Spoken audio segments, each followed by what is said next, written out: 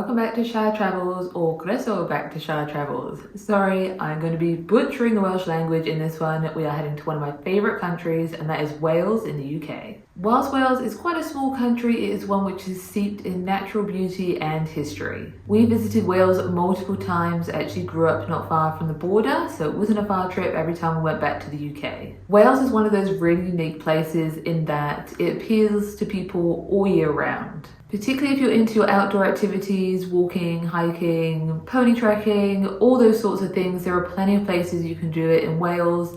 They have beautiful big mountain ranges, places like the Brecon Beacons and Snowdonia. They also have incredible beaches in areas like the Gower. Lots of lovely small mining towns. Wales used to be quite famous for its slate mining and coal mining, so there's lots of old mines around. Lots of these have been turned into tourist activities. Many of them are turned into zip lining places where you can go on zip lines over the coal mines. There's also a few big cities there as well. It really does have something for everyone. The first area I'm going to talk to you about will head up to the north of Wales, in and around the Snowdonia sort of area. First place I'm going to talk you through is Harlech Castle. Now, Wales has 427 castles. It is known to some as the land of the castles. And actually, when I was going through our footage of where we've been to a lot of castles. So if that's something you're interested in doing, stick around. Harlech Castle is a really big castle. It has a big external stone wall as well. It's a very traditional shaped castle. If you're into your castles, you might know what I'm talking about. Kind of the 4 towers in each corner and then a wall going round. They do events there throughout the year. It's set in a really unique spot. It's not too far from the ocean. You can actually stand and see the ocean out in the distance. And then behind you've got the mountain range of Snowdonia, a really special spot. Now, it is paid to get in there. It's £9.50 per adult. And it's also paid parking too. And I just hate paid parking. I'm sure if you did a bit of research, you might be able to find somewhere free to park and maybe walk there. But as I said, you can head up onto the walls and look around. Now, I don't think it has any sort of rooms or anything still remaining inside the castle. It is that old. But you can still climb up onto the walls, have a look at the beautiful view there, one to check out. The next place I'm going to talk to you about is a very popular spot in Snowdonia. It is the small village of Aberystwyth. It is a very popular tourist destination. It is a beautiful village, lots of stone walls, there's a river that runs through it, small kind of touristy shops there, a few pubs, hotels, B&Bs, that sort of thing there. We actually stayed there once on a trip to Snowdonia and stayed in an Airbnb. The only thing I will say is if you are going to Wales, you might be looking at doing an authentic miner's cottage maybe type of experience. The place that we stayed at actually was built into the cliffside and had a natural stone wall underneath. And it was so damp. We followed all the host instructions of leaving fans on, leaving heaters on, etc. It didn't matter. All our stuff was really damp. Now, obviously, that only really applies if you're staying in that particular type of house, which has got a lot of natural stone in it. But just be aware of that if you are looking at Airbnbs. In saying that, a really beautiful spot. If you can stay really close to the village so that you don't have to try and park anywhere, that would be a lot easier. It can be very busy. Parking can be difficult. Staying within walking distance would be recommended. A little gem that we found in Aberystwyth is the Hanging Pizzeria. This is a wood-fired pizza restaurant. They also do beers and wines, all those sorts of things. And they actually support the Orangutan Appeal, which is a charity which supports orangutan habitat in Borneo. It's a really unique spot, particularly you are in a tiny village in the middle of Wales and eating pizza, supporting orangutans in Borneo. The food there was fantastic, drinks were fantastic, one to check out if you're in the area. Just down the road from there is Zip World. As I mentioned before at the start, there's lots of old, disused slate mines, coal mines in the area. I think with the slate mines and the coal mines where they've been open cut, they have just left big holes in the ground, not really much that you can do with them. And so a lot of tourism companies have come in and turned them into ziplining areas. And there are actually heaps of places in Wales that you can do this. If you are into your adrenaline sports, that is one to check out. It looks incredible. Personally, I'm not into heights, so I haven't done it myself, but it does look really fun if you're into that sort of thing. Okay, a few other spots in Snowdonia. There's Blaenau Festiniog, an old mining town. A lot of them are ex-mining towns, and so they move their focus into tourism. They have a railway line there that goes to a heap of different places in Wales. It looks amazing. It looks very scenic. When we were there, we didn't choose to go with them. We actually went on another train trip, which I'll talk to you about in a second. But if you're into your train travel or you just want to be able to see Wales from a different perspective, Check them out. We actually ended up going to Llanberis, and this is a small town at the foot of Mount Snowdon, which is the highest mountain in Wales. We chose to do the Snowdon Mountain Railway, which takes you all the way up to the top of Snowdon. The train ride was lovely, very, what I would say, classic Welsh surroundings, green fields, lots of sheep everywhere. We get to the top and this is our view. Not the best view, just looking at the clouds. It was very cold as well. In saying that though, still worth doing. One to check out. Near Llanberis there is also Brecon Castle, and I am pretty sure this castle has been featured in movies and possibly featured in Game of Thrones as well. I'll put a picture of it in now. If you see it, you probably think, oh yes, I reckon I've seen that there. Next stop is the Ugly House, or I'm pretty sure it might be pronounced Tea Hill. It's a very small stone cottage, I guess you would call it. It's a tea room, it's a gift shop. I don't know why they call it the Ugly House. I actually think it is incredibly cute. Lovely little windows and just looks amazing. It's right off the edge of one of the main roads that runs through just outside of all the villages there. If you're driving through Snowdonia, there's a good chance you will drive past it. From memory, I think they had a bit of free parking on the street there. There might not have been too much, or maybe there was a very small car park. If you're driving past though, it's kind of right on the corner of a bend. I'll drop in a little screenshot now. One to check out, pop in, have a cup of tea, grab yourself a souvenir. Next place is the Tea Hoot de Bront. Again, I'm sorry, I'm saying all these probably terribly. Tea rooms. Again, another tea room, maybe thinking, I'm not really into my tea that much. Very nice for tea, and I think they do meals there. But one of the reasons why we went there was to get pictures of it. Now, it looks beautiful in all different seasons. We were fortunate enough to be there in autumn, and the tea room is covered in, I assume it's some sort of ivy or some sort of plant which changes color with the seasons. It's all over the tea shop, and there's a bridge to get over the tea shop which runs over a river. Really nice spot to stop and get a picture of it. It's quite a famous spot. If you Google it, you'll see lots of pictures come up of this. As I said, we were very fortunate to be there in autumn, so we got to see it when all the leaves on the outside were bright red. Looks incredible. Even in summer, it's quite bright green. If you're into your photography, a place to stop and get a picture. The next place that we're going to head to is, if you're heading towards Holyhead in the very north, you cross over a bridge and get onto the area which is closest to Holyhead. Pretty sure it is a little island, or maybe it's a kind of peninsula at the top. First place we're stopping at, I am in no way, shape or form going to attempt to pronounce. I'm pretty sure it's one of the longest place names in Europe, if not the world, and this is it. We went to this spot just to get a picture of the train station sign because it is hilariously long, basically. There was a small gift shop that was nearby. Aside from the sign, there wasn't that much to really see in the town, so we got our picture, as I said, went to the gift shop and then carried on. The next place is Tirmore Lighthouse. This is a very sweet lighthouse that's located, if lighthouses can even be sweet, it's just very small and cute. In a beautiful spot. It is a fabulous spot to go and watch the sunset behind the lighthouse. To get there, you do need to park in a nature reserve car park. Yes, it is paid parking. They do, however, have toilets there, so you're getting something for your money. You then have to walk through a forest, then along the beach, and then the lighthouse is a small peninsula that juts out from the beach. Not a very difficult walk. Google Maps said it was around 40 minutes, and I'd say that was pretty accurate, maybe half an hour. In saying that, you are walking on the beach, so that can be a little bit more difficult. I don't think it was particularly tidal there, so I don't think you need to worry too much about being caught out by the tide. But it was very flat from memory. Not difficult at all. Well worth checking out. You can head there, I guess, any time of day, but like I said, sunset I think is a really special time to go. When we went, there was actually someone teaching a photography workshop there, which I think if you're doing a photography workshop there, you know it must be a pretty special spot. For us, it was pretty overcast. The sunset actually wasn't that great, but still a very tranquil, serene place. You do feel like you are kind of on the edge of the earth there. There's probably not going to be that many people there as well. A beautiful place to stop and watch the sunset, have a picnic, have a couple of drinks. Just remember to pack a torch for the walk back if you are staying there quite late. Next spot is another castle. This is Conwy Castle, located in the town of Conwy. It is a lovely big castle. It's next to an estuary, and as you're going kind of around the castle, you can walk around the top area on the walls. You can see lots of different boats out in the water. Again, a very beautiful, tranquil spot with a really good viewpoint, as you guess most castles would have, a good vantage point to see all around.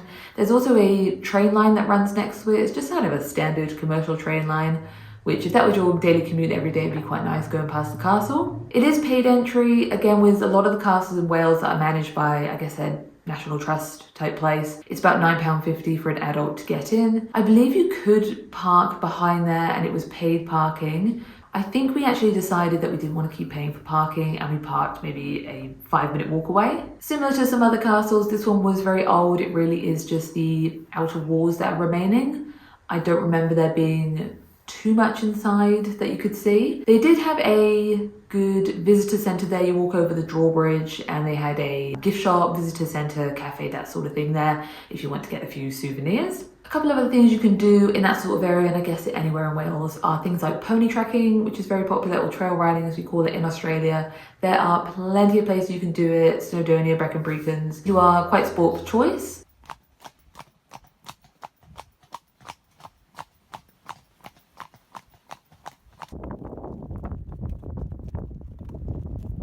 And same with hiking. If you are into your hiking, there are so many different walks you can do there. The final place I'm going to talk to you about in Snowdonia, I have actually never been to, but Tom has been there, and this is the Mach Loop. Now, what is the Mach Loop? Well, Wales, due to its geography, topography, makes it an ideal spot for the military to practice their low-level flying exercises. There are certain places that you can sit and watch planes flying through the valley. All different places they have flying through there. You've got your military jet fighters, you might have planes which have come from overseas to practice their flying there as well. The Defence Force do provide information as to when they won't be flying, when they might be doing flying practice exercises, and I think they announce it kind of on maybe a weekly or fortnightly basis. They just have a timetable saying, yep, during this week we might be doing some low-level flying exercises, or they might not be. Now, I think the way Tom found out all the information was he joined Facebook forums and looked at all the information that people had posted on there before. People would say, yep, this week we know that there's this aircraft, we spotted these aircraft flying around, the Defence Forces have released this information, etc. So if you are looking to go,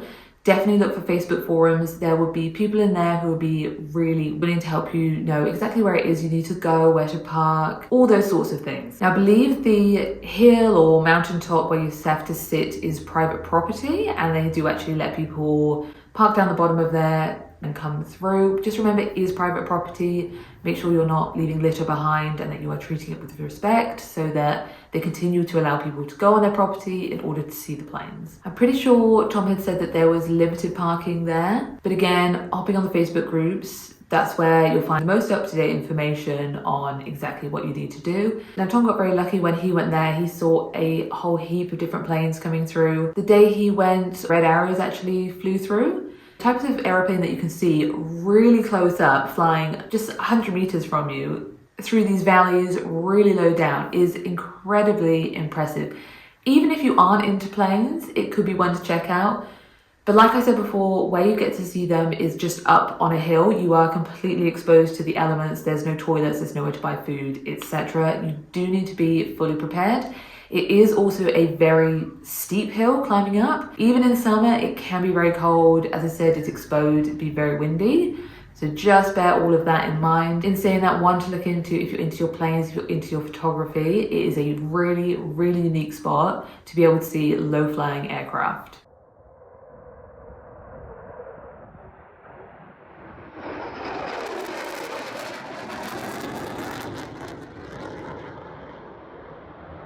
Okay, let's start moving slowly down towards the south of Wales. Next place is the Brecon Beacons.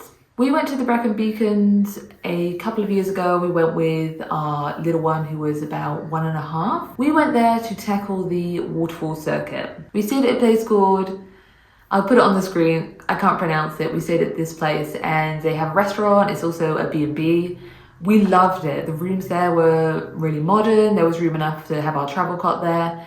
The restaurant was really good. They did like fabulous cocktails. We went and saw this waterfall. I will put the name on the screen because I don't want to pronounce it wrong. Really beautiful waterfall. We actually brought the drone with us, so we got a couple of shots above it as well. For a while, we were the only people there. Now you can actually walk and go behind the waterfall, Because we had the little one in the backpack carrier, we were kind of pressed for time. We just didn't want to attempt to go around there if the rocks were a bit slippy. So we just took a few pictures and then we headed out. We didn't do the whole circuit. We just thought with having a little one in the backpack carrier, we really need to know our limits. So we just walked to there and then we walked back. I think the walk from memory would have been about 45 minutes. A really beautiful walk. The most difficult part is heading down to the waterfall and back up. There are, I think, about 170 steps. That was very difficult.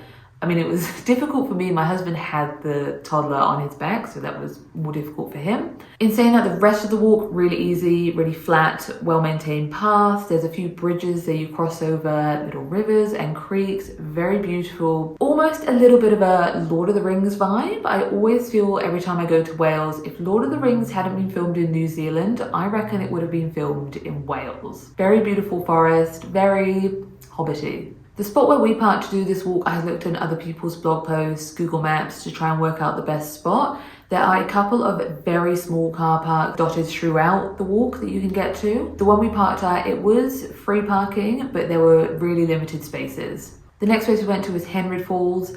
This is actually the entrance to the Batcave. If you have watched, I'm pretty sure it's The Dark Knight Rises. At the end, this is where the Batmobile goes into the waterfall and Batcave is behind it. This was one where, surprisingly again, free parking at the top. It's parking right next to someone's farm actually, and to walk down there you walk through a couple of gates to go down to the waterfall. Now it very clearly says on the gates to please close them behind you. When we were there, a group of tourists came, left all the gates open, and as they walked along, dropped all their litter.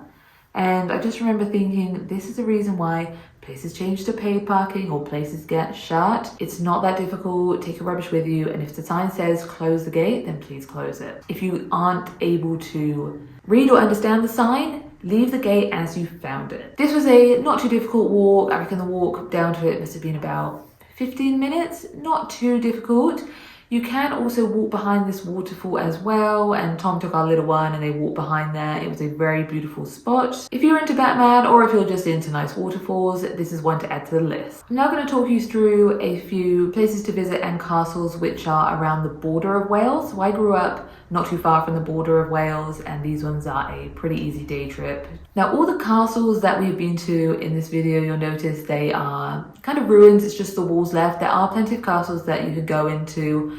They've still got the lovely, beautiful big rooms. They are a lot more complete. We just found that with the time we had, these ones worked better. And in some of them as well, they're dog friendly. We actually took my old family dog to a few of these. The one that was near Abergavenny is White Castle. It is a big, again, traditional style castle with the 4 towers in each corner, walls going round. It has a moat, and then it has a big exterior kind of walled area, which I guess is where the villagers or peasants would live. It is a beautiful spot. There's not much space to park there, but in saying that, free to park, free to get in. It's got a really nice big drawbridge that goes over a moat there. We've been there in winter when it was all foggy, looked very impressive, and then we also went back there in summer. They have a few picnic benches out on the ground. A very beautiful spot. As I said, it's free, so if you want to have a bit of a look at a castle for free, that's one to add to the list. Just bear in mind that there aren't any toilets or any other facilities there at all. Llanberis Castle, this is not too far from there. There's a few castles which are in a similar sort of area. This is a 13th century castle, very, very old. Not that much to see there, again, is the exterior walls, but I just think it's always really impressive to see something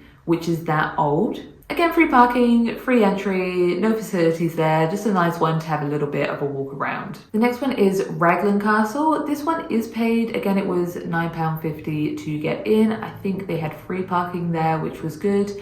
This one was dog friendly, so we took my family dog many years ago, RAP. Lovely big castle, beautiful grounds to walk around. If you're in the Monmouthshire sort of area, it's one to check out. Another one which is right on the border, it's so on the border, I actually had to double check that it was in Wales, is Tintern Abbey. Again, in Monmouthshire, just over the border. It's a really beautiful spot to get photos. I think if you went there at night, it would look incredible. In saying that, the time of day that we were there, the light was shining all through the, I guess, window frames. It looked very beautiful. Unfortunately, when we were there, they were packing up an event which had been inside the abbey, and there were just huge like stages and speakers everywhere.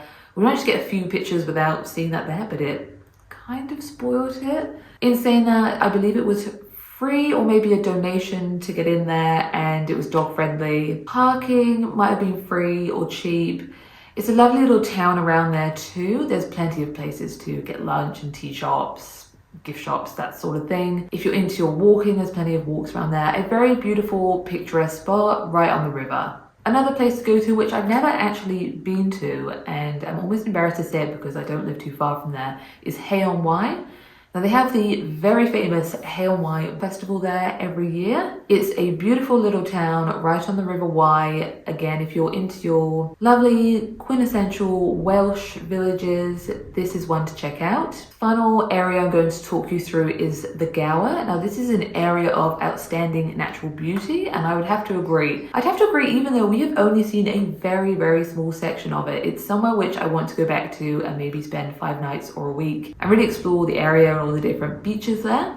We ended up doing quite a big walk. We weren't intending to do a big walk, but it turned into a big walk. We parked up in the town of Southgate, and then we walked down to look at Harlech Castle. Not much of a castle there, similar to many of the others that I've shown you in the video. It is a few small walls, but it's set right on the cliff by the beach. It's a beautiful spot to get a few photos. We then decided, rather than walking back to the car along the cliff top, we'd walk down onto the beach and do a bit of a loop.